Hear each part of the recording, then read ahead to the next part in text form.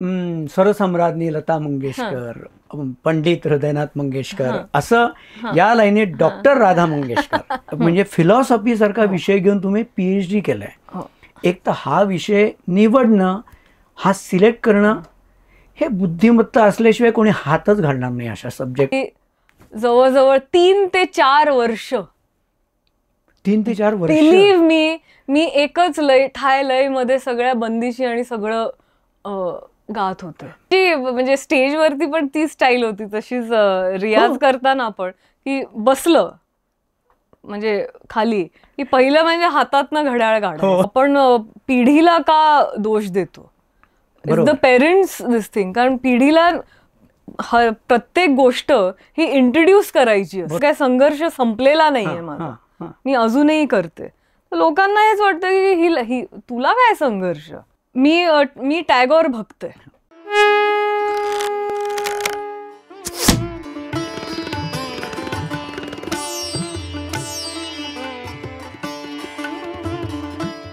रसिको नमस्कार, मी पराग माटेगावकर. ध्येयवेडे कलाकारच्या या भागात तुमचं मनापासून स्वागत. रसिको, मंगेशकर आणि संगीत हे आपण वेगळं करूच शकत नाही. माझ्या मते मंगेशकर आणि संगीत हे 2 समानार्थी शब्द आहेत. त्यांचं योगदान, त्यांचं कर्तृत्व हे जगन्मान्य आहे. मग भाषा कुठलीही असो. आज आपण भेटणार आहोत त्याच कुटुंबातल्या पुढच्या पिढीचं नेतृत्व करणाऱ्या एका कलाकाराला. त्यांचं स्वतःचं कर्तृत्व वेगळं आहे, त्यांचा स्वतःचा एक प्रवास आहे. जाणून घेऊया त्यांच्याबद्दल आणि संपूर्ण प्रवासाबद्दल. भेटूया डॉक्टर राधा मंगेशकर यांना. राधा, नमस्कार. Thank you so much. मला ना म्हणजे नॅचरली आता सुरुवात मला इथूनच करायची आणि ती तशीच होणार असं मला वाटतं. मी खूप वर्षांपासून ना, म्हणजे मी नागपुरात असताना 96 मध्ये मी इथे आलो. त्याच्या आधी सप्तकच्या कार्यक्रमाकरता तुम्ही बाळासाहेबांबरोबर यायचात. अगदी सुरुवात तुमची होती गाण्याची. किंवा वर्षाजी यायच्या त्यांच्याबरोबर. वर्षा भोसलेंचं सुद्धा मी ऐकलं. बरीच वर्ष झाली. म्हणजे अगदी सुरुवातीपासून मी तुमचं गाणं ऐकतोय. आणि भावसरगम मी तन मन धना आणि असं म्हणतात ना, कान आणि हे सगळे एकवटून आम्ही कार्यक्रम ऐकतो. ते काय वेगळं गातात. आणि शेवटी 3 मिनिटात आज काय गातात. आणि ते 3-3.5 मिनिटाची ती लिमिट असते. पण बाळासाहेबांसारखा कलाकार मग ते काय वेगळं गातात, हार्मोनियमवर काय कॉर्ड्स वाजवतात, याच्याकरता विंगमधून मी खूप कार्यक्रम त्यांचे ऐकले. तेव्हा मी तुमच्या बाबतीत एक गोष्ट ऑब्झर्व केली की बाळासाहेबांबरोबर तुम्ही बसतात, कार्यक्रमात असता, पण ते जे काय बोलतात ते सगळं तन मन धन एकवटून तुम्ही ऐकत असता. तुमचं एक ना वेगळं एक छान नातं आहे. म्हणजे वडील आणि लेक तर आहेच, त्याबद्दल मला जाणून घ्यायचं आहे. काय आहे ते? ऍक्च्युली ह्या एकाच प्रश्नावरती आय थिंक 2-3 एपिसोड आपले होऊ शकतात. करेक्ट. ह्या एकाच प्रश्नावरती. अर्थात म्हणजे वडील आणि मुलगी हे नातं आहेच. आणि तुम्हाला बरोबर कळेल की मुलीचं आणि वडिलांचं काय नातं आहे. जसं तुमचं आणि केतकीचं आहे तसंच माझं आणि बाबांचं आहे. की म्हणजे मी उघडपणे सांगते की लाडकी मुलगी ते एक स्पेशल नातं आहे आमचं. तर ते एक नातं आहे. त्याच्यानंतर गुरु शिष्य नातं आहे आमचं. आणि ह्या नात्यांमध्ये आम्ही दोघं खूप जवळ आहोत एकमेकांच्या. आमचं नातं खूप घट्ट आहे. कदाचित तुम्ही असंही म्हणू शकता म्हणजे आजकालच्या भाषेमध्ये की आमच्यात एक मैत्रीचं पण एक नातं आहे. म्हणजे आम्ही काही एकमेकांना बोलू शकतो. आणि म्हणजे एवढी जवळीक पण म्हणजे अर्थात तो आदर ठेवून पण. आणि दुसरं एक त्याला आहे की प्रचंड आदर आहे. म्हणजे मी त्यांना कधी असं ते ग्रांटेड घेतलं नाहीये की माझेच बाबा आहेत, चलता आहे टाईप्स, असं आमचं नाही. मी तरी कधी केलं नाहीये. तर आदर पण आहे आणि भीती पण आहे. म्हणजे एका बाजूला इतके जवळ आहोत आम्ही दोघं की काही आम्ही बोलतो करतो. पण एक वेळ अशी येते की मला आजही अजूनही त्यांची भीती वाटते. नक्कीच. तर असं एक वेगळं रसायन असलेलं, खूप पैलू असलेलं आमचं दोघांचं नातं आहे. पण नक्कीच खूप घट्ट आहे आणि खूप जवळचं नातं आहे आमचं.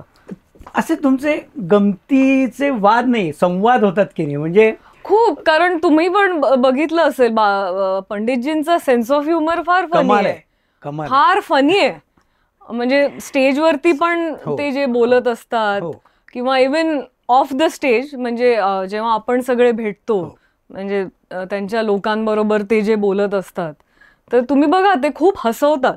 त्यांचा सेन्स ऑफ आणि फार शार्प आहेत ते अगदी. आणि दुसरी त्यांची एक खासियत आहे, तुम्ही जर नोटीस केलं असेल, की ते कधी कधी असं वाक्य बोलून जातात किंवा असं बोलतात की ते समोरच्याला कळत नाही, पण त्यांनी ते बोललेलं असतं आणि ते चेहरा बरोबर असा शांत ठेवतात. म्हणजे ते बोलून हसायला लागत नाहीत किंवा काय. म्हणजे थोडक्यात टोमणा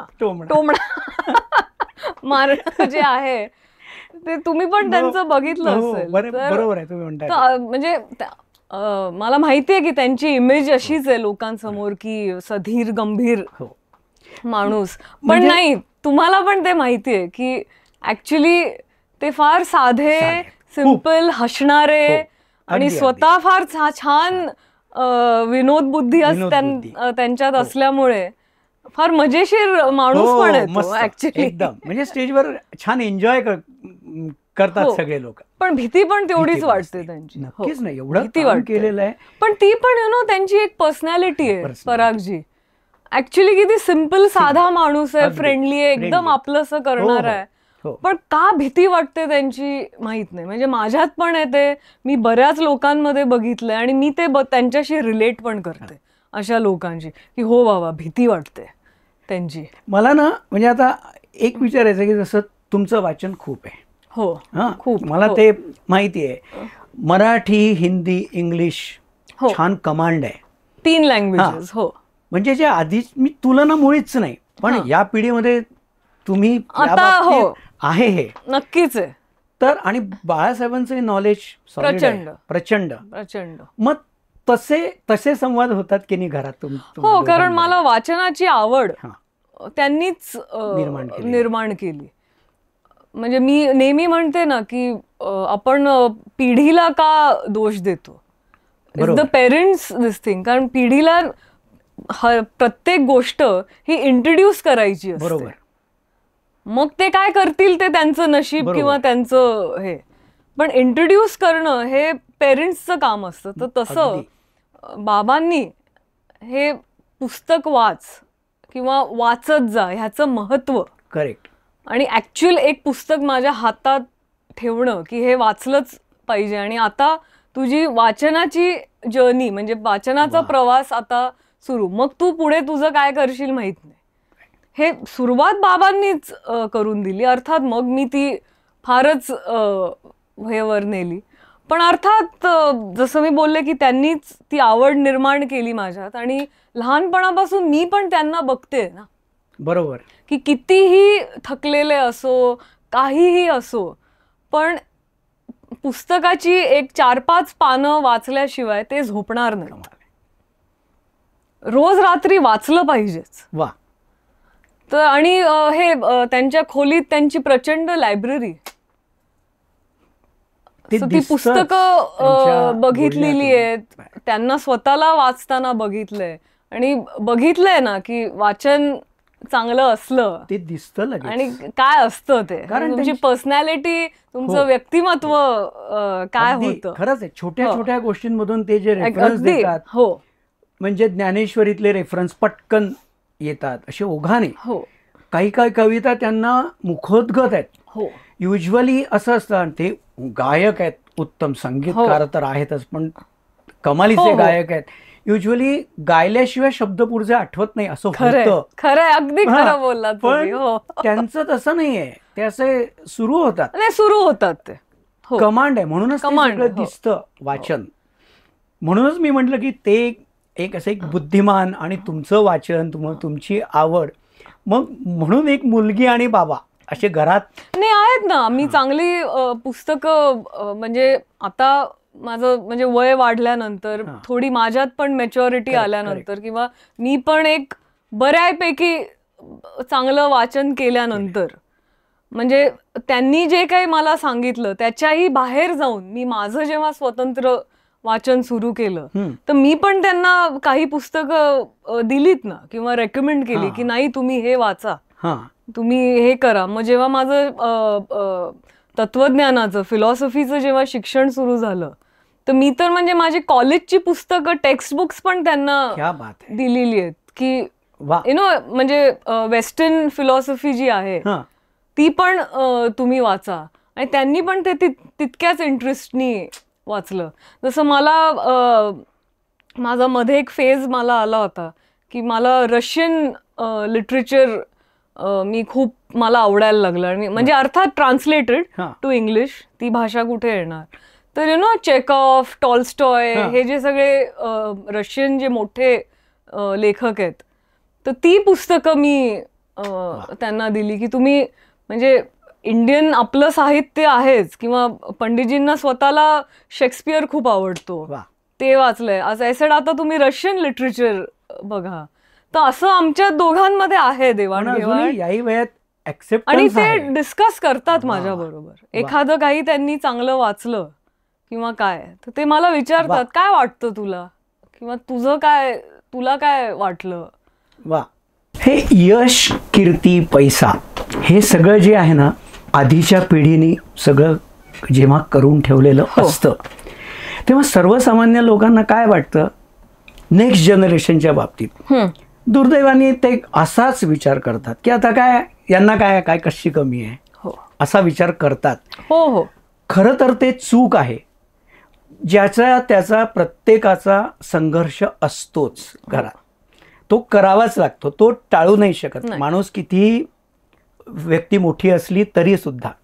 आणि जेव्हा अशी घरातली 5-5 मंडळी संघर्ष करून पुढे येतात मग त्यांच्या पुढच्या जनरेशनला तर ते आणखीन कठीण असतं.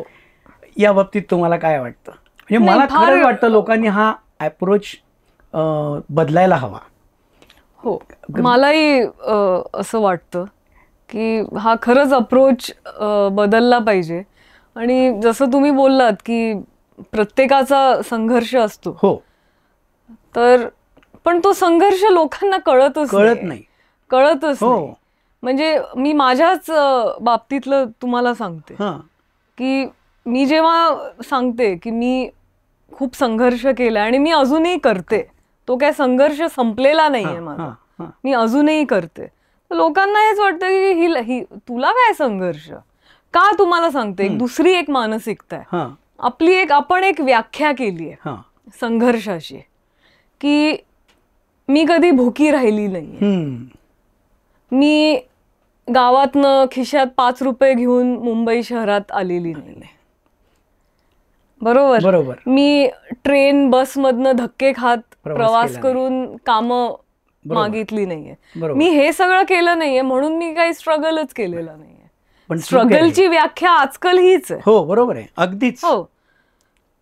तर ही जी मानसिकता आहे पहिली, माझ्या मते ही पहिली बदलली पाहिजे की प्रत्येकाचा संघर्ष वेगवेगळा असतो. तुम्ही संघर्षाची एक व्याख्या निर्माण नाही करू शकत. खरंय.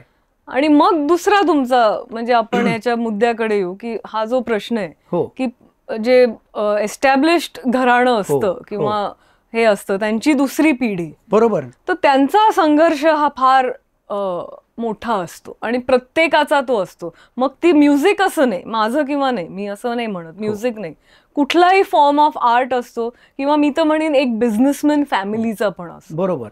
त्या दुसऱ्या पिढीकडे, त्या मुलांकडे एका दुय्यम दर्जाने आणि कुठेतरी तुच्छतेने आणि ओपनलीच मी सांगते जेलिसी भावानी त्यांच्याकडे बघितलं जातं. चूक आहे ते, हे कोणीही कबूल करत नाही. कारण पहिली ही जेलिसी असते आणि हे कोणीही कबूल करत नाही. म्हणजे स्वतः व्यक्ती आपल्याशी पण तो खोटं बोलत असतो, पण हे खरं आहे की तो जेलस असतो, यांच्याकडे हे आहे. दुसरं एक तुच्छ भाव, हे काय यांना काय, यांचं तर काय, कळलं ना तुम्हाला मी काय, मला तुच्छ तो एक भाव असतो. आणि तिसरं म्हणजे एक्सेप्टन्सच लोक किंवा ते जे फील्ड असतं किंवा काय त्यानंतर तुलना असतात. ती चूक आहे. आणि दुसरं मी एक बघितलंय की दोन्हीकडनं आम्हाला फटके किंवा शिव्या पडत असतात. जर तुम्ही ह्याच फील्डमध्ये आलात तर तुम्हाला ह्या गोष्टींचा सामना, एक्सेप्टन्स नाहीये, मानतच नाहीत की हे काय आहेत. समजा आम्ही आमचंच फॅमिलीचं हे सोडून एका वेगळ्याच क्षेत्रात काही केलं, मीच असं नाही, मी खरंच मी प्रत्यक्ष मी इव्हन बिझनेसमॅन फॅमिलीजचं पण म्हणते की त्या दुसऱ्या पिढीने एक कम्प्लिटली वेगळं क्षेत्र जर निवडलं तर तरीही शिव्या पडतात. बरोबर. की काय मुलं आहेत, एवढं खानदानाचं हे ते सोडून हे काय करतायत. बरोबर. अगदी खरंच हे मी बघितलं पण आहे खूप जवळून आणि मी हे अनुभवलं पण आहे. कारण आमच्यासारखे खूप आमचे अतिशय जवळचे ओळखीचे लोक आहेत, मी त्यांचं हे पण बघितलेलं आहे की तुम्ही कम्प्लिटली एक डिफरंट फील्ड जरी निवडलं आणि त्याच्यात जर तुम्ही चांगलं तरी तुम्हाला लोक क्रिटिसाइजच करतात. बरोबर. किंवा परत मग तुमच्या त्या व्यवसायाकडे तुच्छतेनेच बघितलं जातं. पण ही समाजाची मानसिकता आहे, पण ती बदलायला हवी, खरंच बदलायला हवी. आम्ही तर संपलो. आय डोंट नो ही केव्हा मानसिकता बदलणार आहे, केव्हा हे सगळं तुमच्यातल्या वेगळेपणाकडे मी येणारच आहे. पण ही कंपॅरिझन खरंच चूक आहे. कारण एक पुढच्या पिढीला त्यांची लिगसी निर्माण करायला काहीतरी वेळ लागणार ना. अर्थात. आणि मला असं वाटतं की लेगसी कंटिन्यू करणं हेही नेसेसरी नाहीये. तुम्ही का ते त्यांच्यावर प्रेशर आणता. अगदी खरंच आहे, हेही मला असं वाटतं. अगदीच.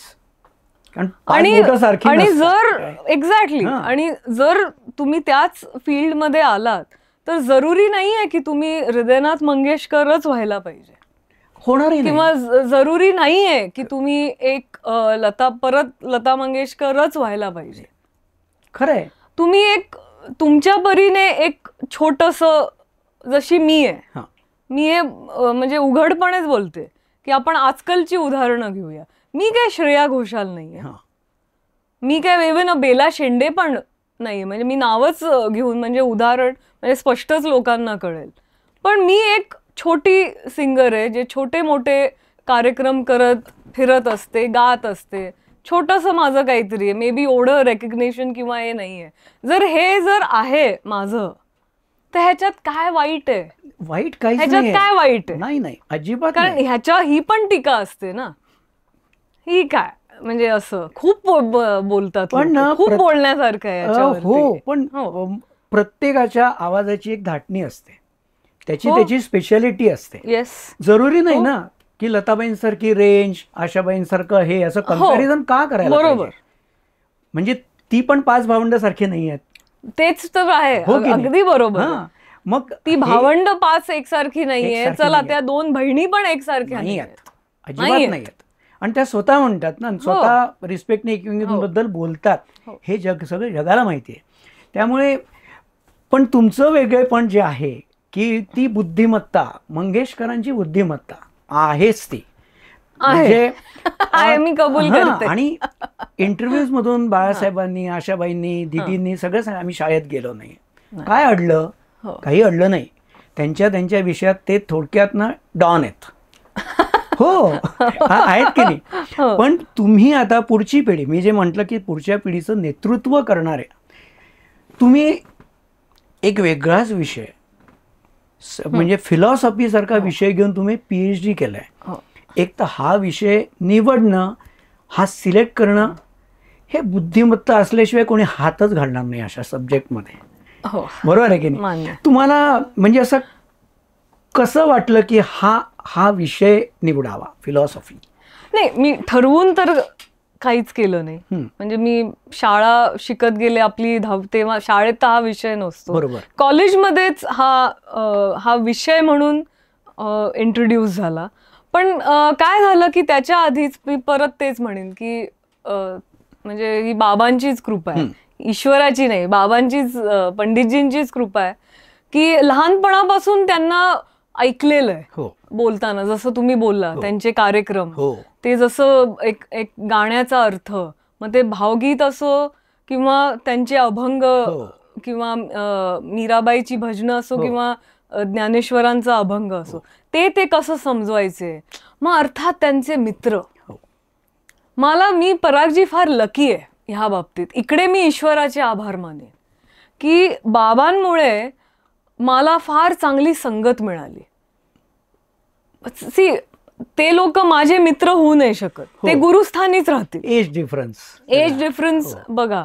पण बाबांबरोबर सतत राहिल्यामुळे, त्यांच्याबरोबर फिरल्यामुळे बाबांचे जे मित्र होते सगळे, त्यांची मला संगत मिळाली की मी शांत बसून असायचे की ते एकमेकांशी काय बोलतायत, काय त्यांचे विषय, त्यांची भाषा, त्यांचे विचार, हे सगळं कुठेतरी न कळत माझ्यावर तो परिणाम, आपण म्हणूया संस्कार, 100% तो न कळत माझ्यावर झालेला आहे. मी काय मुद्दामून तिकडे बसून ते असं घेत बसलेले नव्हते. तेव्हा तर काय रेकॉर्डर्स पण नव्हते, काही नव्हतं. ते न कळत माझ्यावर ते झालेलं आहे. आणि चांगलं वाचन बऱ्यापैकी. आणि जेव्हा मी कॉलेजमध्ये गेले तेव्हा फिलॉसॉफी हा विषय इंट्रोड्यूस झाला, एक स्वतंत्र विषय म्हणून. आणि तो मी शिकत गेले आणि मला ते कळलं की मला ते आवडतं पण आहे आणि मला जमतं पण आहे. जमणं फार जरुरी आहे. आता गणित मला नाही जमत, किंवा बाकीचे इकॉनॉमिक्स किंवा असे जे काही विषय आहेत. पण आर्ट्स फॉर्म्सचे जे विषय आहेत ते आपल्याला बरोबर जमतात आणि आपण फार इझिली त्याच्यात जातोय. मुळात बरोबर. तर ते एक होत गेलं. तर ते मी खरं सांगू का, असं ठरवून असं काही नाही. मी ते शिक्षण घेत गेले. ऑटोमॅटिकली तुम्ही BA होता, ऑटोमॅटिकली तुम्ही MA होता. MA नंतर विचार केला. अर्थात मला प्रोफेसरांनी पण माझ्या खूप साथ दिली, खूप एनकरेज केलं. आणि बाय द टाइम माझं जेव्हा MA झालं तेव्हा मी परत गायला सुरुवात केली होती कार्यक्रमांमध्ये. म्हणजे ते ऑलमोस्ट माझं असं एक करिअर किंवा एक हे सुरू झालं होतं. आणि तुम्हाला माहितीये, कार्यक्रम, प्रवास, हे वेळ, PhD करायला वेळ हा म्हणजे नॉट पॉसिबल.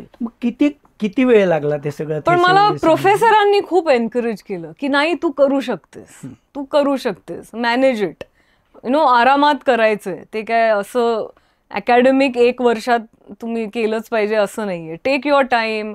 खूप त्यांनी. मग एक 2-3 वर्षानंतर मी विचार केला की खरंच करूया. आणि मग ती जी प्रोसिजर असते ती सगळी मी केली. तुमचे कोण होते गाईड? म्हणजे डॉक्टर स्नेहल तावरे, तुमच्या पुण्याच्याच आहेत. मग तेव्हा बाळासाहेबांचा काही त्या बाबतीत उपयोग झाला का? नाही, खूप खुश होते ते, आनंदी होते. म्हणजे ऍक्च्युअल थिसिस लिहिण्यात किंवा अभ्यास, रिसर्च करण्यात असा त्यांनी मला काही फार हेल्प किंवा त्यांचं असं काही योगदान नव्हतं. पण खुश होते ते. आणि मी ते करत गेले, मला ते जमलं. आणि by the grace of God ते असं सुरळीत व्यवस्थित झालं. आणि मलाच एक खरंच वाटलं नाही, आली एक दिवशी डिग्री हातात. क्या बात आहे. किती क्रेडिटेबल आहे. मनापासून अभिनंदन त्याकरता. Thank you so much. एकदम म्हणजे आता आपल्याला स्वरसम्राज्ञी लता मंगेशकर, पंडित हृदयनाथ मंगेशकर, असं या लाईनीत डॉक्टर राधा मंगेशकर हे वाचायला आणि त्या जाहिरातीत सुद्धा खरंच छान वाटतं. मला ना थोडं तुमचा रियाज बाळासाहेबांबरोबर कसा असायचा, ती दिनचर्या, जेव्हा तुम्ही समोर बसून, अशी एक तर वेळ असणारच की समोर बसून बाळासाहेब शिकवत असतील, मग तुम्हाला अशा बंदिशी शिकवल्या, काय प्रोसिजर होती ती? नाही, खूप स्ट्रिक्ट होतं. Very strict. म्हणजे अर्थात बंदिशी तर शिकवल्याच, पण एक रियाज जो असतो, म्हणजे तुम्हाला कळेल मी काय म्हणजे आपल्या भाषेत जे नोटेशन पलटे याला म्हणतात, ते पलटे करणं. आणि जसजसं वय वाढत गेलं, म्हणजे अर्थात तो त्या गुरुचा अंदाज असतो, त्या गुरुच्या ह्यानी कुठल्या वेळेला की जसजसं म्हणजे एक पलटे जेव्हा सुरू केले तेव्हा पहिले एक 100 करायचे, मग ते नंतर हळूहळू एक 500 ते 600-700 पर्यंत असं, म्हणजे ग्रॅज्युअल प्रवास. आणि दुसरं म्हणजे जेव्हा त्यांच्याकडे शिकत होते त्या काळामध्ये हे आपलं तानपुरा मशीन नव्हतं आणि इव्हन आपलं तबल्याचं मशीन ते नव्हतं. तर तंबोरा घेऊन बसायचं. तर पहिली ती ट्रेनिंग होतं की तंबोरा घेऊन बसायचं. जितके तास तुम्ही गाताय तेवढा वेळ तुमची ही बोटं चालली पाहिजे. मग त्याचं बॅलन्स करेक्ट, त्याचं प्रमाण की किती ती तारेवरती किती प्रमाणात ते बोट पडलं पाहिजे आणि ते कंटिन्यू करायचं. करेक्ट. सो ते एक शिक्षण. दुसरं किती तास मांडी घालून बसायचं. बैठक. हो, पाय वाकडे तिकडे नाही करायचे. मांडी घालून तंबोरा मांडीवरती ठेवून रियाज करायचा. मग दुसरा टप्पा आला की आता तबलेवाल्या बरोबर. तर म्हणजे आपले तर खूपच ओळखीचे सगळे वादक. करेक्ट. तर ते यायचे आणि म्हणजे लाईव्ह तबला मशीनवरती नाही, त्याच्यावरती बंदिशी शिकणं. पलटे नाही, पलटे एकदा म्हणजे आजच्या भाषेत क्लिक एक दिली की ऑटोमॅटिकली आपण त्या यांनी आपले ते होतात. पण बंदिशी शिकणं हे तबल्यावर.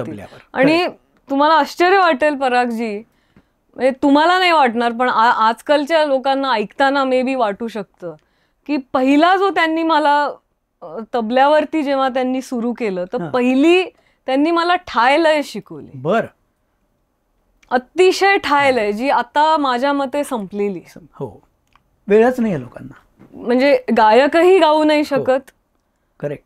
म्हणजे मी क्लासिकल आर्टिस्ट बद्दल बोलत नाहीये, मी आपल्या क्षेत्रातलं बोलते की जे कमर्शियल कार्यक्रम करत असतात ह्या टाईपचे जे सिंगर्स आहेत. मी हे ओपनली बोलते की ती जी लय मध्ये जे ठाय लयीत जे गाणं आहे ते आता कोणीही गात नाही. आणि आता तसे वादकही नाही. गायकांना दोष नका देऊ. बरोबर. वादकही नाही आहेत की ती ठाय लय कोण वाजवणार. तो पेशन्स, तो अंदाज तालेचा, तो कसा तो परत मला यायचंय बरोबर त्या समेवरती. मग त्या 14 मात्रा असो, 16 मात्रा असो किंवा 7 मात्रा असो. तर ते ठाय लय त्यांनी मला शिकवली. आणि परागजी जवळजवळ 3 ते 4 वर्ष बिलीव्ह मी एकच लय ठाय लय मध्ये सगळ्या बंदिशी आणि सगळं गात होते. अच्छा, विचारण्याची हिंमत नाही की काय करताय आता, चला कंटाळा आला. हिंमतच नाही तेवढी. चुपचाप सगळं हे करत बसायचं.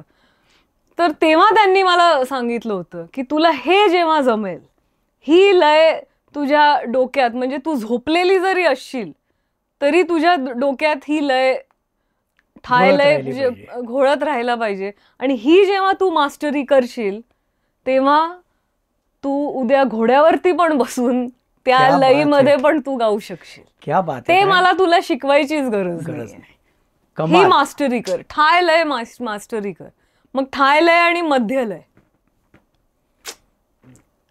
बस हे दोनच त्यांनी मला समोर तबलेवाल्याला समोर बसवून 2-2, 3-3 तास बस हे त्यांनी मला शिकवलंय. क्या बात आहे. असं शिक्षण घरातच मिळण्याकरता पण भाग्य लागतं. आणि त्यांची म्हणजे स्टेजवरती पण ती स्टाईल होती तशीच. रियाज करताना पण की बसलं म्हणजे खाली की पहिलं म्हणजे हातातनं घड्याळ काढायचं आणि ते घड्याळ असं टाकून द्यायचं. बस म्हणजे पहिली साईन ही आहे की वेळेकडे लक्ष नाही, सुटका नाहीये आता. खरंय. राधाजी, मी आता येणार आहे तुमचा जो एक फार सुंदर कार्यक्रम आहे. तुम्ही आता तो का करत नाही मला माहिती नाही. कहे मीरा सूर कबीरा फार अप्रतिम कार्यक्रम आहे. म्हणजे त्या सगळ्या बाळासाहेबांच्या कंपोजिशन्स आहेत, दिदींनी गायलाय. पण मी जे कार्यक्रमाला तुमचं ऐकायला, स्पेशली ऐकायला आलो होतो, तुम्ही त्याचं जे निवेदन म्हणा, निरूपण म्हणा, तुम्ही स्वतः करता. हो. तिथेच तुमचं वेगळेपण आहे हा. की सोपं नाही आहे. एखाद्या जनरल चित्रपट गीतांच्या कार्यक्रमांचं निवेदन करणं एक वेळ सोपं आहे, पण हा विषय तुम्ही डावीकडे उजवीकडे जाऊच शकत नाही. हो. त्या विषयाशी नाही, अभ्यास लागतो निगडीतच त्याला. हां, आणि ते रेफरन्स देऊनच बोलायला लागतं. म्हणजे आता हे काही तुम्ही एक दिवसात मिळवलं नसेल की नाही. 8 दिवसांनी कार्यक्रम करायचा आणि केला अभ्यास. नाही. तो कार्यक्रम करण्यामागे तुमचा काय हेतू होता आणि आता का नाही करत? दोन्ही दोन्ही प्रश्न मी ऑनेस्टली उत्तर देते. का करायचा? कारण मी बाबांबरोबर कार्यक्रम भावसरगम करत होते. मग मला असं वाटलं की मी माझे स्वतंत्र कार्यक्रम केले पाहिजे आणि मी ते पण करायला सुरुवात केली. अर्थात आपलेच, म्हणजे ज्याला आपण कमर्शियल आपण कार्यक्रम म्हणूया, हिंदी मराठी पॉप्युलर गाण्यांचे कार्यक्रम, ते मी सुरुवात केले. पण मला कुठेतरी ते असं वाटायला लागलं की आपलं काहीतरी एक स्पेशल एक शो असावा, आपली जिकडे खासियत आहे. बरोबर. कारण काय परागजी, आपण जे कार्यक्रम करतो ना, म्हणजे हे एक्सेप्ट केलं पाहिजे, finally we are cover singers. हो, अगदी खरं आहे. We are cover singers. हो, बरोबर. किंवा ज्याला तुम्ही व्हर्जन सिंगर्स म्हणा, आपण तेच गातोय. तर जरी आपण ते करत असलो तरी, पण मग स्वतःचं असं काय, म्हणून मला वाटलं की आपण असं काहीतरी करूया. आणि मला ही संकल्पना सुचली की मीराबाई, सूरदास आणि कबीर यांच्यावर कार्यक्रम करायचा. आता हे 3 संत का? कारण मी आपल्या महाराष्ट्रात कार्यक्रम करणार, मराठीत कार्यक्रम करणार, मुंबई पुण्याकडे कार्यक्रम करणार.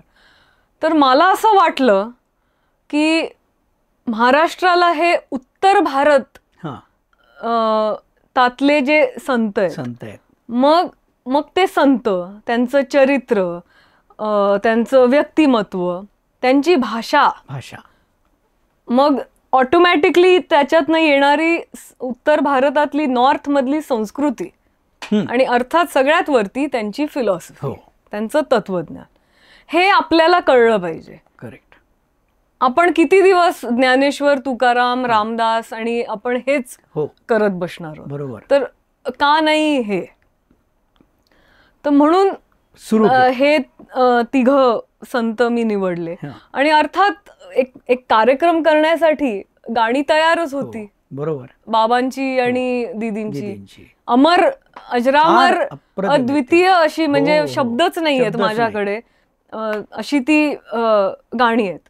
परत हे जे संगीत आहे हे उत्तर भारतात पॉप्युलर आहे. म्हणजे आपण त्या काळात जरी गेलं, जेव्हा मीरा भजन्स किंवा सूरदास ही गाणी जेव्हा त्या काळात, म्हणजे आपण 60s 70s बोलतोय, त्या काळात पण जेव्हा रिलीज झाली होती, तर हे म्युझिक उत्तर भारतात जास्त पॉप्युलर झालं देन महाराष्ट्र. म्हणजे मराठी लोक मध्ये. आणि आज इतकी वर्ष झाली आहेत, तर मला असं वाटलं की काळाच्या ओघात ही गाणी विस्मरणात पण गेली आहेत. तर ही गाणी परत रिवाईव्ह करणं पण मला असं वाटलं की करूया. आणि अर्थात फिलॉसॉफी असल्यामुळे आणि माझा अभ्यास असल्यामुळे आणि हिंदीवरती पण माझा अभ्यास असल्यामुळे आणि मी शिकलेली आहे, म्हणजे बाबांचेच मित्र होते कवी दधीच म्हणून, ते हिंदीचे कवी आणि प्रोफेसर होते. मी त्यांच्याकडनं हिंदी आणि त्याच्या उपशाखा, मग अवधी असो, ब्रज भाषा असो, ह्या ज्या सगळ्या शाखा आहेत हिंदी भाषेच्या, हे मी सगळं शिकलेली आहे. तर माझ्यासाठी खरं सांगू का, फार सोपं होतं ते करणं. तर चांगल्या हेतूनी आणि फार चांगल्या उद्देशाने की एक उत्तर नॉर्थ इंडियन कल्चर आणि प्राचीन हे लोकांना कळावं आणि जुनं झालेलं संगीत परत यावं लोकांकडे, म्हणून मी कहे मीरा सूर कबीरा हा कार्यक्रम सुरू केला, ज्याच्यात मी या प्रत्येक संताची 3-3 पदं घ्यायची, ते एक्सप्लेन करायची आणि मी स्वतः गायची. त्याच्यातलं एखादं कुठलं झलक ऐकवू शकता? झलक हा कोणाची तुम्हाला, म्हणजे कुठलंही. तुम्ही सांगा. कबीर. कबीर. हा. ओके. तर कबीराचं एक फार सुंदर पद आहे त्याच्यातलं, आणि माझ्या मते फार अनयुज्युअल चाल पण आहे ही पंडितजींची, की तोही मोही लगन लगाए रे फकीरवा, वा. सोवत ही मैं अपने आंगन में, सबद मारी जगाई रे फकीरवा. वा. म्हणजे माझं तुझ्यावर प्रेम जडलंय, लगन प्रेम माझा तुझ्यावरती, एक आकर्षण मला तुझ्याप्रती, म्हणजे हे भक्त ईश्वरालाच सांगू नये हे. बरोबर. मी थोडक्यातच अगदी सांगते की मला तुझं आकर्षण किंवा तुझा मोह किंवा तुझ्यावर प्रेम मला जडलंय. कोणावर? तर एका फकीरावर. अशा फकीरावरती मला झालंय. सोवत ही मैं अपने आंगन में. आंगण म्हणजे विश्व. सी परागजी, प्रत्येकाचं आपापलं विश्व असतं. करेक्ट. प्रत्येकाचं आपापलं जग आहे आणि त्याच्यात तो माणूस सुखी असतो आणि जगत असतो. मग ते कसं काही असो. बरोबर. तर मी माझ्या विश्वात झोपलेली होती, निद्रा अवस्था. बर. हे सगळं फिलॉसॉफी आहे ऍक्च्युली, हे सगळे टर्म्स आहेत. बरोबर. तर निद्रा अवस्थेत मी आहे आणि मी माझ्या जगात झोपलेली आहे, मी माझ्या जगात आहे. तू आलास आणि सबद म्हारी जगाई रे फकीर. सबद म्हणजे शब्द, अक्षर. तू आलास आणि तू असं एक ज्ञानाचा बोल किंवा एक ज्ञानाचा असा एक अक्षर माझ्यावरती फेकून तू मला जागवलं. असं पुढे फार सुंदर असं ते पद आहे. मी थोडंसं तुम्हाला गाऊन दाखवते. तोही मोही तोही मोही लगन लगाए रे फकीरवा. तोही मोही लगन लगाए रे फकीरवा. तोही मोही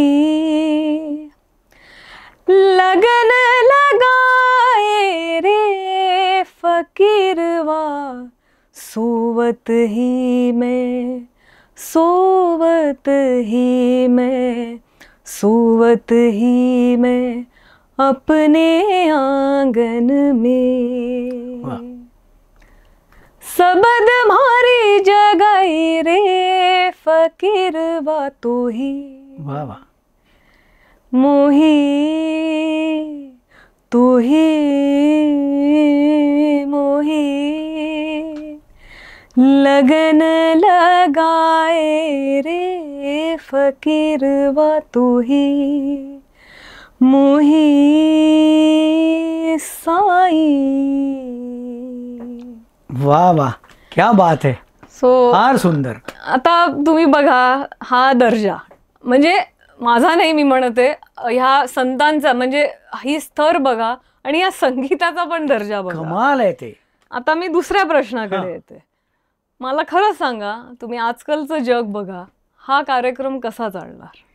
मान्य आहे मला, मी 100% आणि तेच झालं, सहमत आहे. लोकांना कळलंच नाही. लोकांना कळलंच नाही. लोकांना मी स्पष्टपणे बोलते, उद्या मे बी हा इंटरव्ह्यू जेव्हा एअर होईल, खाली कमेंट्स येतील की अपयशाचं खापर प्रेक्षकांवर फोडते. नाही, अजिबात नाही. मी कोणाला काही खापर किंवा म्हणजे दोष किंवा मी काही, आय एम नॉट कंप्लेनिंग. मी फक्त सत्य परिस्थिती तुम्हाला सांगते की हा कार्यक्रम लोकांना कळलाच नाही, पचलाच नाही किंवा रुचलाच नाही. कारण ह्याच्यात मनोरंजन नाही. आणि हे मी मान्य करते की हा विषय अतिशय जड आहे, बोलणं पण जड आहे. तर चलो, मग म्युझिक तरी थोडं लाईट आहे का? तर नाही. तुम्ही आत्ताच ऐकलं, या संगीताचा पण काय दर्जा आहे. हा, अगदीच. तर असा हा फार अतिशय अवघड आणि दर्जेदार कार्यक्रम होता आणि अतिशय वेगळा होता. मला हे माहित होतं, पण मला कुठेतरी विश्वास होता प्रेक्षकांवरती की नाही हे आवडेल लोकांना. आजकालच्या याच्यामध्ये फार वेगळा, फार भेदून टाकणारा असा हा कार्यक्रम आहे. कदाचित हा आवडेल, ह्याचं वेगळेपणच लोकांना आवडेल, पण माझा कम्प्लिटली अंदाज चुकला. मला काय वाटतं राधाजी, की बाळासाहेबांच्याच कंपोजिशन्स तुम्ही बघा, हो, की जेव्हा वसंत प्रभू पी सावळारामांचा तो काळ होता, हो की नाही, हो, एक प्रत्येक दर 8-10 वर्षानंतर संगीत बदलत जातं. हो. देव हो, बरोबर. खळे, हो. मग बाळासाहेब, त्यांचं पण एकदम घनतमी शुक्र वगैरे जे हो. आनंदी बापरे, आनंद, अरे बापरे, बालगीतांची चाल. म्हणजे हो, पण ज्यांना बाळासाहेब माहिती आहे हो, त्यांना तेच आवडणार, म्हणजे ती सवय पण होते, हे हो की नाही. म्हणजे थोडासा काळ जावा लागतो. हो, तर थोडंसं जर तुम्ही हॅमर केलं, हे फॉर एक्झाम्पल कुठे तुम्हाला गेस्ट म्हणून बोलवलंय, कुठेतरी मला जे सुचतं ते मी तुम्हाला शेअर करतोय, की कुठेतरी तुम्हाला म्हणजे बोलवलंय गेस्ट म्हणून, एखादी रचना तिथे तुम्ही असं प्रमोट का करत नाही असा कार्यक्रम? तेही लोकांना आवडत नाही ना, कारण त्यांच्या ओळखीचं, त्यांच्या माहितीतलं नाहीये ते. बरोबर आहे. त्यांना तिकडे पण काहीतरी पॉप्युलर, जे लोकांना माहितीये तेच गायचं, जे पॉप्युलर तेच पाहिजे. तुम्ही असं वेगळं, मला अगदी तुमचा हा मुद्दा पडतोय, मी हाही प्रयत्न केला, आणि तुम्ही म्हणताय की तसं की हॅमर करत राहणं, मी केला. आता हे तुम्हालाच फक्त कळेल, हो परागजी, जे मी आता बोलणार आहे, की मी हा कार्यक्रम सुरू केला, मला कळलं की हा नाही जमत आहे, तर त्या दिवसापासून मी हा कार्यक्रम विनामूल्य करायला लागले. बरं. म्हणजे जे तिकीट होतं, आणि अर्थात मी काय 500 आणि 600 काय तिकीट लावलेलं नव्हतं. आपलं जे नॉमिनल तिकीट असतं 150-200, म्हणजे त्याच्यात पण कमीच, 150-200 मी तिकीट लावलं होतं. त्याच्यानंतर म्हणजे अगदी मी 100 रुपयावरती पण आले होते, पण लोकच येत नव्हते. आणि तुम्हाला माहितीये आपला काय खर्च असतो, हे कधीही लोकांना कळणार नाही. तो रन करणं, बॅक स्टेज काय खर्च असतो, हे मी सगळं करत होते. मग मी हा कार्यक्रम विनामूल्य करायला लागले. विनामूल्य करायला लागल्यानंतर 200, 300, 350 लोक यायला लागले आणि ऐकायला लागले. आता ही मानसिकता काय लोकांची, खरंच आहे. फुकट म्हटल्यावरती यायला लागले आणि ऐकायला लागले. अप्रिशिएट केला हा कार्यक्रम, पण जसं मी बोलले की नंतर मला ती आर्थिक गणित नाही जमायला लागली. ते रन करणं कठीण होतं फार, मला ते अवघड गेलं. कारण हे कार्यक्रम करून मला बाहेरनं कार्यक्रम मिळत नव्हते, म्हणजे पैसे मला देऊन मला कार्यक्रम मिळत नव्हते. करेक्ट. तर तुम्हाला हे कळेल की ती आर्थिक गणित आणि तो रन करणं मला फार अवघड झालं. आणि नाईलाजाने मला खरंच हा कार्यक्रम बंद करायला लागला. कारण मला हेही इकडे बोलायला लागेल की जे लोक आले या कार्यक्रमाला, ज्यांना हा कार्यक्रम खरंच खूप मनापासून आवडला, गॉड ब्लेस देम. दे वर व्हेरी स्वीट पीपल, जे माझ्याशी येऊन फार छान बोलायचे आणि मला आशीर्वाद दुआ द्यायचे. पण परागजी शेवटी कौतुक घेऊन, हो बरोबर आहे, इट्स नथिंग. हो बरोबर आहे. तसाच तुमचा दुसरा कार्यक्रम आहे, किती छान, तोही मला पाकिट भरायला लागत होती.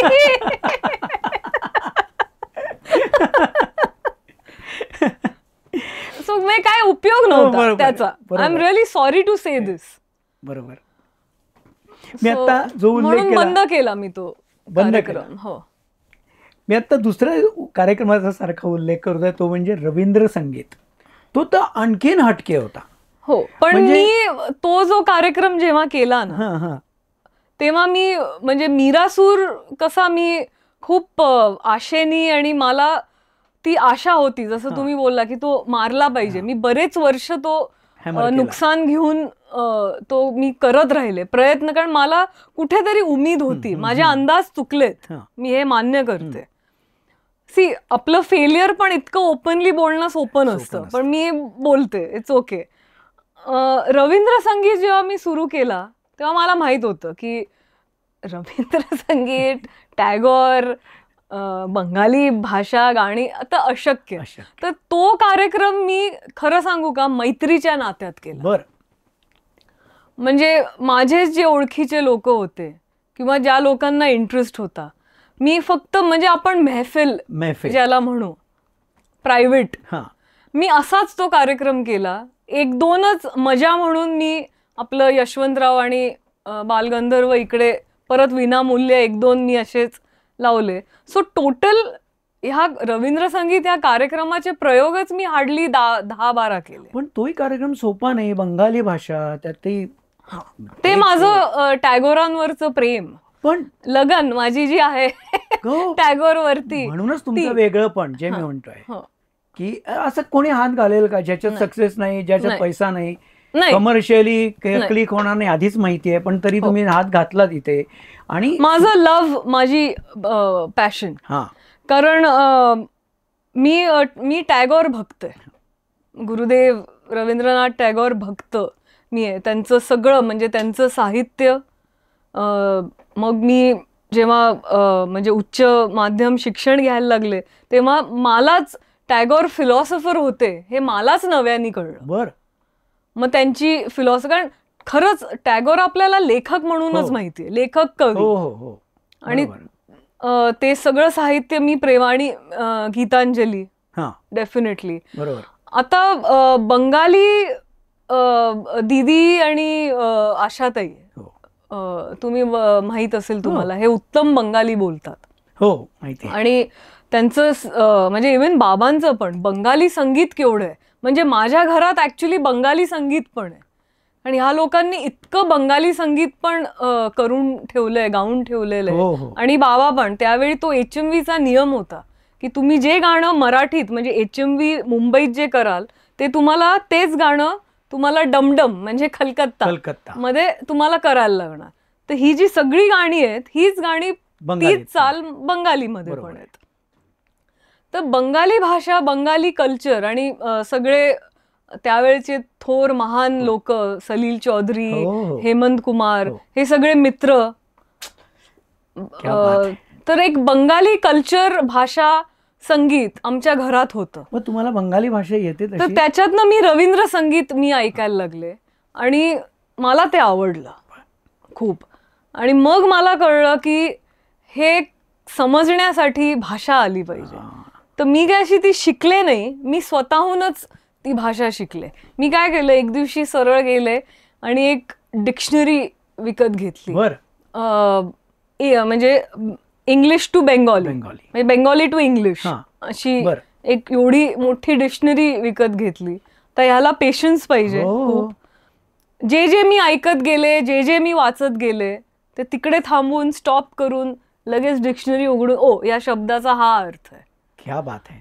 असं करत मीच स्वतः शिकत गेले.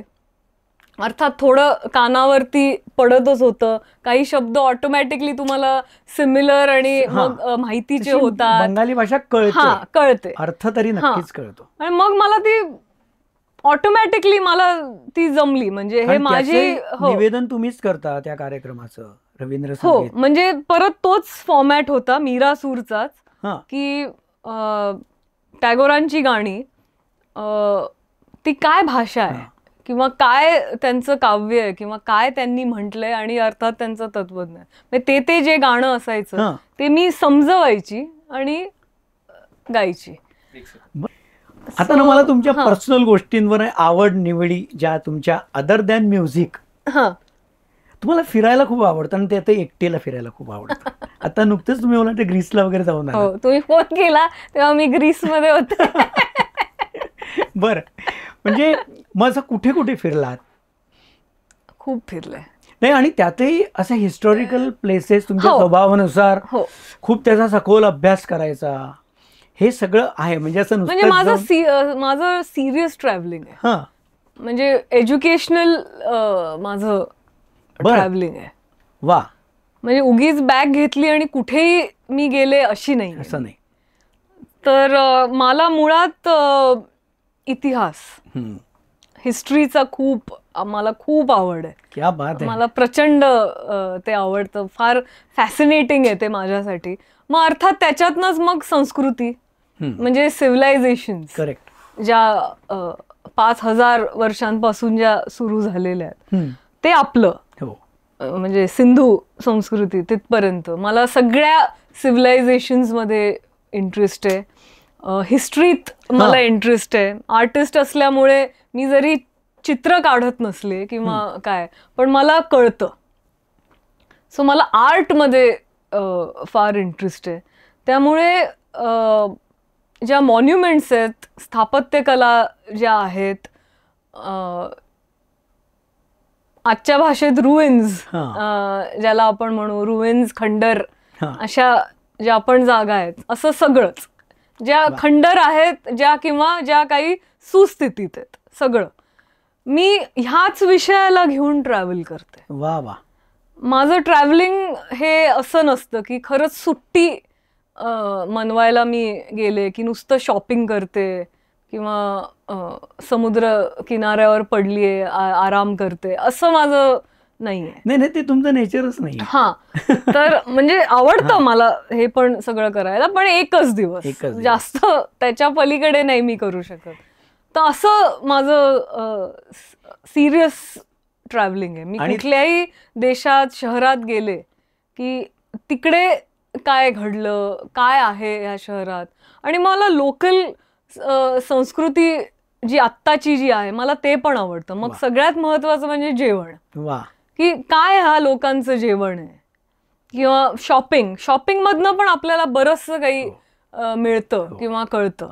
बरोबर. की काय तर अशी पण संस्कृती त्याच्यातनं म्हणजे मी असं सगळं ट्रॅव्हलिंग माझं करत असते. तुम्ही चांगल्या कुक पण आहात. हो म्हणजे ते पण घरातनंच आलेलं आहे अनुवंशिक आहे. बरं. चांगला स्वयंपाक करणं. भारतीताई नाही भारतीताई म्हणजे माझी आई ती तर आहे ती आणि माझी आजी म्हणजे माझ्या आईची आई तिचंही नाव राधाबाईच होतं. बरोबर राधाबाई मालवणकर. ती तर म्हणजे कमाल कुक होती. म्हणजे ती अशी होती की पाण्याला जरी फोडणी घातली ना तरी त्याला चव येणार आणि आपण हे करणार. ती त्या क्लासची कुक होती. तर अर्थात माझी ती आजी म्हणजे मालवणकर आणि ह्या बाजूला मंगेशकर आशाताई तर जगविख्यात आहेत ह्याही गोष्टीसाठी. उत्तम कुक आहेत त्या. त्यांची स्वतःची रेस्टॉरंट्स आहेत आणि त्यांनी ही जी आपली कला आहे ही जगासमोर आणली. पण आज मी तुम्हाला सांगेन की आमच्या घरात अशी एक व्यक्ती होती की ज्यांनी ही आपली बाजू कधी लोकांसमोर आणली नाही जी फार कमी लोकांना माहिती आहे आणि ज्या लोकांना माहीतच नाहीये त्या म्हणजे दीदी. उत्तम स्वयंपाक. काय कुक होत्या त्या. वा वा वा. काय स्वयंपाक करायच्या काय चव हाताला कमाल. पण त्यांनी ती बाजू कधी आपली आणली नाही लोकांसमोर कारण ते छान फोटोग्राफर होत्या हे वगैरे सगळं माहिती आहे. पण काय स्वयंपाक काय हाताला चव. त्याच्यानंतर मीनाताई मीना खडीकर मंगेशकर काय तर मी त्यांच्याकडनं शिकले ऍक्च्युली. बर. मीनाताईंनी मला खूप स्वयंपाक पण बेसिक गोष्टी तुम्हाला शिकायला लागतात. बरोबर. तर मला त्या मीनाताईंनी शिकवलंय. आणि दीदींची एक मेड होती तिचं नाव होतं मेरी. बर. ती नाहीये आज. अगदी म्हणजे दीदींचा उजवा हात. बर. सगळं ती दीदींची सावलीच नेहमी ती असायची. तर तिला सगळा दीदींचा स्वयंपाक माहित होता. बर. आणि ती शिकलेली होती. कारण दीदी काय करायच्या तिला सांगायच्या की हे काढून ठेव हे कापून ठेव हे असं कर हे तसं कर आणि त्या फक्त तिकडे यायच्या फक्त ते घालायच्या करायच्या आणि जायच्या. बाकीचं मग सगळं ते मेरी करायची. तर तिच्याकडनं आणि मीनाताईंकडनं मी हा बेसिक स्वयंपाक मी शिकलेली आहे आणि आवड आणि मला असं वाटतं की थोडं अनुवंशिक आहे. पण मला सांगा तुम्ही व्हेज आहात पूर्णपणे. मी खरं नॉनव्हेज आहे पण मी नॉन व्हेजिटेरियन सोडलं. बर. आणि मी आता व्हेज झाली आहे. मी बाळासाहेब सगळं व्हेज ते व्हेज. आणि भारतीताई आमचं घर म्हणजे आता ह्या क्षणी मी आणि बाबा फक्त सोडलो तर 100% हार्ड कोर नॉन व्हेजिटेरियन घर आहे. हो ना. हो. लोकांना हे ऐकून आश्चर्य वाटतं आमच्याकडे फक्त सोमवारी, कारण मंगेशाचं हे म्हणून फक्त सोमवारी नॉनव्हेज शिजत नाही. बरं. बाकी ट्यूसडे टू संडे हे रोज नॉनव्हेज पण घरात मग असतं. असं बाकीचे सगळे नॉनव्हेज खाणारे, तुम्ही दोघं व्हेज खाणारे, मग 2 प्रकारचे स्वयंपाक घरात होतात का मग? हा, नॉर्मल भाज्या वेज्या तर बनतात असं. आणि नॉन व्हेजिटेरियन्स एक मजा असते ना, तेही खाऊ शकतात. करेक्ट. तुमचा एक छान अल्बम फार पूर्वी निघालाय, नाव माझं श्यामी. हो, पहिला अल्बम. अल्बम मला वाटतं दीदींच्या हस्ते त्याचं रिलीज वगैरे रिलीज झाला होता. हो, 12-13 वर्ष आरामात. हो. कसा रिस्पॉन्स होता त्या अल्बमला जेव्हा तुम्ही अल्बम केलात तो? म्हणजे तुम्ही सेल्स वाईज म्हणताय का लोकांकडनं रिस्पॉन्स? हा, ओके,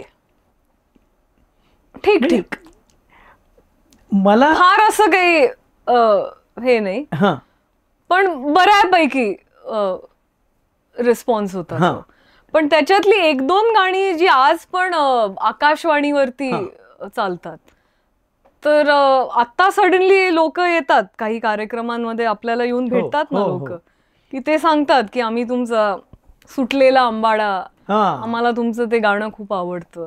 तर मग मला अजूनही वाटतं की अरे, अजून हे गाणं रेडिओवर वाजवलं जातंय आणि कुठे कुठे आवडतंय लोकांना, किंवा ऍटलीस्ट त्याची दखल तरी घेतली जाते. माझं पुन्हा तोच प्रश्न आहे की जसं आता मराठी, हिंदी, तुम्ही आता जनरल मी बरेच जाहिरातीतून बघतो तुम्ही, आणि तुम्ही म्हणालात की आता कमर्शियल कार्यक्रम तुम्ही हे. हो, मी कमर्शियल कार्यक्रम करते. हो.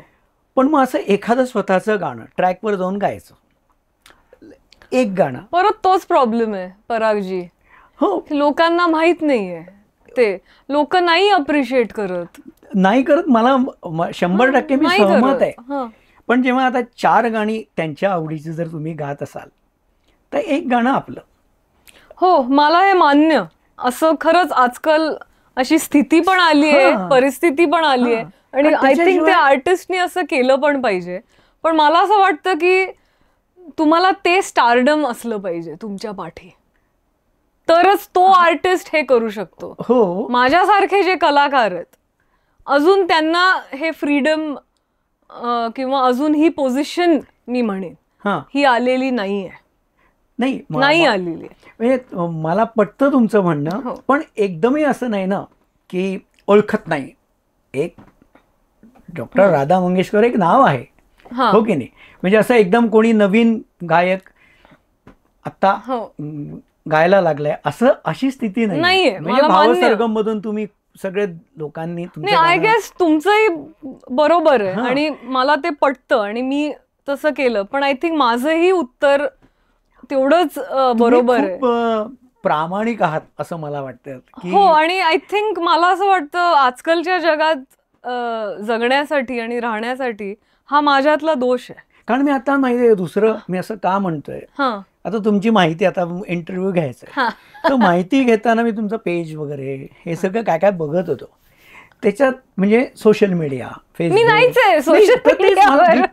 तोच मुद्दा म्हणतोय की तुम्ही मला तसं दिसलाच नाहीत. मी विरुद्ध आहे सोशल मीडियाच्या. म्हणजे का? मी ओपनली हे बोलते, मी विरुद्ध आहे सोशल मीडियाच्या. त्यामुळे मी कुठल्याही प्लॅटफॉर्मवर सोशल मीडियाच्या नाहीये. आता फेक काहीतरी असेल माझ्या नावाने, मला माहित नाही, पण मी हे उघडपणे सांगते की मी ती नाहीये. तर मी कुठल्याही प्लॅटफॉर्मवरती नाहीये. मी कम्प्लिटली अवे ह्या जगापासून. मी कम्प्लिटली अवे. सोशल मीडिया हे जे चाललेलं आहे, मग ते फेसबुक असो किंवा काय जे काही सगळं आज आहे, मी कुठेही नाहीये. मी ते मानत नाही, मला ते पटत नाही. तुम्ही म्हणता ते बरोबर आहे की त्यात बऱ्याचशा गोष्टी फेक असतात. हे फेक जगच आहे. हे जे जग आहे, हे जे आता जे निर्माण झालेलं आहे, हे मुळातच आभासी जग आहे. हे फेक वर्ल्ड वगैरे, युट्यूबवर वगैरे असं काही तुम्ही का करत नाही ऍक्टिव्हिटी? नाही, मला नाही वाटत. कारण मला काय वाटतं माहितीये का, एक प्रामाणिकपणे, की जसं एक जुन्या काळात हं. बाळासाहेबांनी हे कार्यक्रम करून करून करून करून ती तो गाणी काळ वेगळा पोहोचवत. आहे. हो, पण आता परागजी. आता काळ काय आहे, तर सोशल मीडियाचा काळ आहे. हो. बरोबर आहे की नाही? ठीक आहे, फेसबुकवर तुम्ही नाही आहात, नाही आणि पण कुठे युट्यूबवर तर असं होईल ना की तुम्ही जे टाकणार तेच दिसणार. हो. बरोबर की नाही? हो. मग त्यात तुमची जशी आता हे नाव माझं शामी मधली गाणी आहेत, हं. ती थोडी तुम्हीच पुन्हा त्या ट्रॅकवर माईम करून त्याचा व्हिडिओज केले, ते टाकले, तर ती थोडी हो, ती मला गाणी मान्य आहे. नक्कीच पोहोचतील.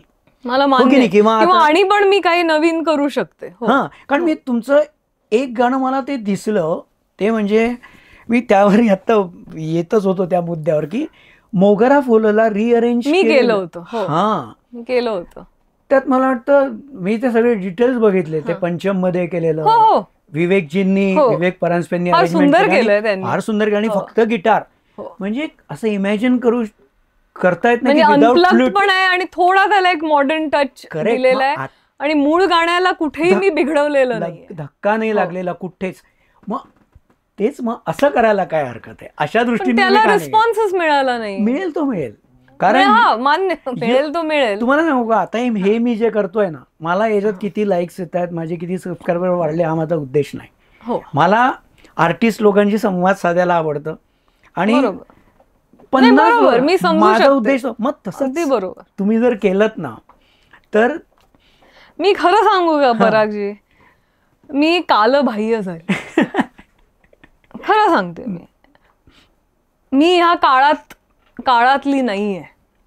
आत्ता जे काही चाललंय ना, हां मला नाही ते, म्हणजे मी हेही कबूल करते की मला ते जमत नाही. हां. नुसतं सगळं पटलं पाहिजे किंवा असं नाहीये. मला ते जमत पण नाहीये. मी त्या टाईपची मुलगी नाहीये, बाई नाहीये मी खरं. नाही, बरोबर आहे. तर मला असं वाटतं की मी खरंच कालबाह्य त्यानं या रिलेटेड गोष्टी आहे झालेली आहे म्हणजे आणि मला याचं खंत नाहीये किंवा मला याचं फ्रस्ट्रेशन आलेलं नाहीये. हा, लोनलीनेस आहे, हां. हे मी मान्य करते, पण I can manage it. It's okay. तो काय इतका मला खात नाहीये नाही, की मला- कुठे एक जग चाललेलं आहे, काय लोक बोलत असतात, काय करत असतात आणि त्यांचं सगळं चाललेलं आहे आणि एक साईडला मी खरंच अशी खूप एकटी झालेलं आहे. तर हे मला मान्य आहे, पण इट्स ओके. पण हे खरं आहे की मला नाही जमत आहे, मला ते पटतही नाही आहे आणि मी झाले कालबाह्य. मला असं वाटतं की हे आपण मोठ्या मनाने मी हे एक्सेप्ट केलं पाहिजे आणि आय थिंक मी ते करते. आणि दुसरं मला ह्याच्यातनं वाटतं की उद्या काय होणार आहे हे माहीत नाही. हो, बरोबर. उद्या एक चमत्कार होऊ शकतो काहीतरी माझ्या बाबतीत आणि आयुष्यात चमत्कार घडतात. हो, घडतात 100%. हे मी मानते. हो, माझ्या आयुष्यात अजून घडला नाहीये, पण घडेल. You never know. हो. So I don't know. Maybe मी आज हे बोलते, मे बी उद्या तुम्ही माझा इंटरव्ह्यू घ्या, मी कम्प्लिटली वेगळं काहीतरी बोलत असेन की सोशल मीडिया हेच आजचं जग आहे, हे मीच आता बोलायला लागेल, असंही होऊ शकतं. कारण या काहीतरी होईल. रिलेटेड गोष्टी आहेत. हो. आता जसं कार्यक्रमात तुम्ही गायलात, हो. ते गाणं शूट करून ते युट्यूबवर तुमच्याच चॅनलवर टाकलं. हो. जसं आज मी मोगरा फुलला ऐकलं, हो. तसं ते नवीन लोक ऐकणार. तुमचा तो एक वेगळा ऑडियन्स तुमच्या गाण्यांचा तयार होणार, होय. असं मला त्यात वाटतं. बघू काय होतंय. थोडं ना, काही गोष्टी ना परागजी, मला असं वाटतं आपण वरच्यावर सोडायच्या सोडून द्यायच्या. असत्या. कारण फायनली काय तोच ठरवत असतो. नाही, हे तर खरं. आपल्याला तो एक मनुष्याला तो एक अहम असतो की हे मी करतोय आणि मी हे ठरवलंय, मी हे प्लॅन केलं आणि बघ किती करेक्ट असं काही घडत नसतं. वरनं सगळं बरोबर ते असं ठरलेलं असतं. आणि आपण जे कंप्लेंट्स करतो की वाईट झालं किंवा हे झालं, तर ऍक्च्युली नाही, ते वाईट नसतं. ऍक्च्युली ते तुमच्यासाठी चांगलंच झालेलं असतं. राधाजी, आता जे मी तुम्हाला म्हटलं ना मोगरा फुलला बद्दल रिअरेंज केलेलं वगैरे, तर त्याची थोडी झलक आपण जरा रसिकांना ऐकूया की तुम्ही सगळं म्हणजे विवेकजींनी केलेलं नवीन अरेंजमेंट, अनप्लग्ड असं म्हणतात. Unplugged, हो. ओरिजिनल गाण्याला कुठेही धक्का तुम्ही लावलेला नाही, हे जे तुम्ही म्हणालात, पण ते कानाला खूप छान वाटतं. आपण ते ऐकूया. नक्की.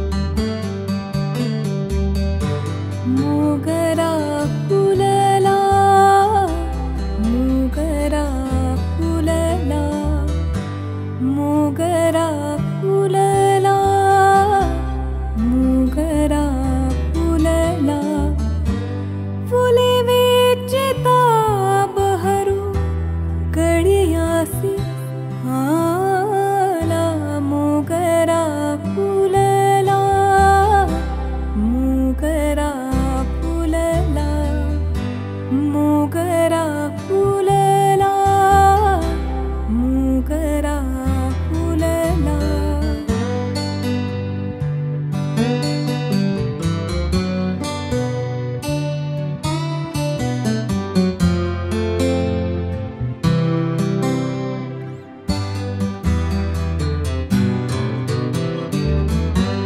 इवले से रोपा लाविले द्वारी,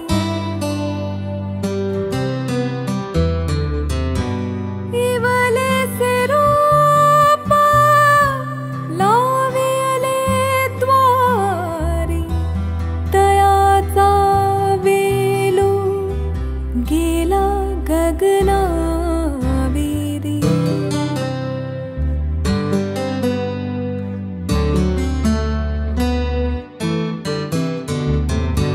मोगरा फुलला, मोगरा फुलला, मोगरा फुलला, मोगरा फुलला.